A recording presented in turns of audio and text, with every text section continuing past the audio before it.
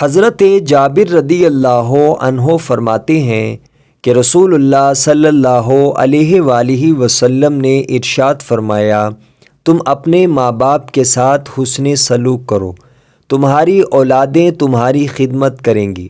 لوگوں کی عورتوں کو پاک دامن رکھو، تمہاری عورتوں کو پاک دامن رکھا جائے گا۔ اور جس شخص کے پاس کوئی شخص معذرت کرتے ہوئے آیا لیکن اس نے قبول نہ کیا، وہ میرے پاس میرے حوض پر نہیں آئے گا۔ مستدرک امام حاکم، حدیث نمبر 7259۔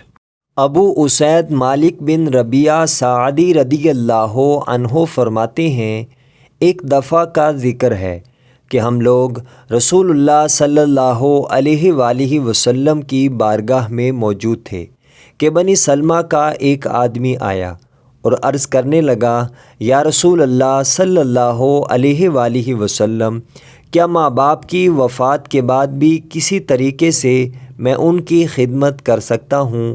آپ صلی اللہ علیہ وآلہ وسلم نے فرمایا، جی ہاں، ان کی نماز جنازہ پڑھو، ان کے لیے مغفرت کی دعا کرو، ان کے کیے ہوئے وعدوں کو پورا کرو اور ان کے رشتہ داروں کے ساتھ حسن سلوک کرو۔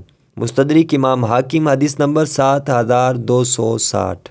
حضرت عاصم رضی اللہ عنہ فرماتے ہیں کہ نبی اکرم صلی اللہ علیہ وآلہ وسلم نے ارشاد فرمایا، جو چاہتا ہے کہ اللہ تعالیٰ اس کی عمر میں اضافہ کرے اور اس کے رزق میں وسعت کرے اور اس کو بری موت سے بچائے، اس کو چاہیے کہ اللہ تعالیٰ سے ڈرے اور صلہ رحمی کیا کرے۔